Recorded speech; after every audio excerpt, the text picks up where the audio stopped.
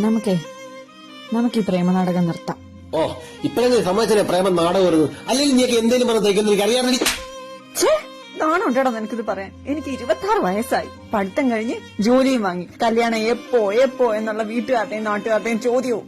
എത്ര നാള് ഞാൻ നിനക്ക് വേണ്ടി സ്ട്രഗിൾ ചെയ്യും? നിനക്ക് ബോധമുണ്ടോ?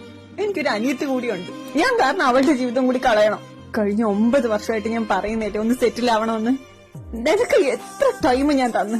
നീ സെറ്റിൽ ആവാതിരുന്നിട്ട്, നീയായിട്ട് ഒഴിഞ്ഞു പോവാൻ നിന്നിട്ട് ഇപ്പൊ ഞാൻ തേപ്പുകാരിയല്ലേ? നിന്നെ സ്നേഹിച്ചതും നീ സെറ്റിലായി വന്ന് കല്യാണം കഴിക്കുമെന്നും പറഞ്ഞ് കാത്തിരുന്നതോടാ ഞാൻ ചെയ്ത തെറ്റ്. കഴിഞ്ഞ നിന്റെ ഭയം തന്നെയല്ലേ എനിക്കും.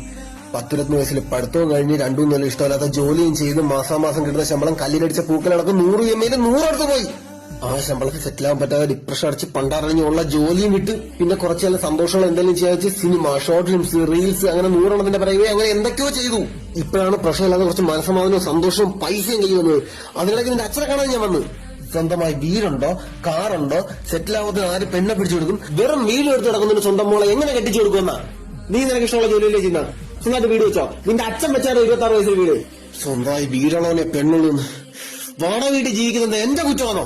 നീയും ജീവിച്ചിട്ടില്ല കുറെ കാലം വാടക വീട്ടില്. നീയേ ഇക്വാലിറ്റി പറയാൻ നേരം അല്ലാതെ ഓർക്കാത്തൊരു കാര്യമുണ്ട്. ഞാനും നീ ഒരേ പ്രായമാണെന്ന്.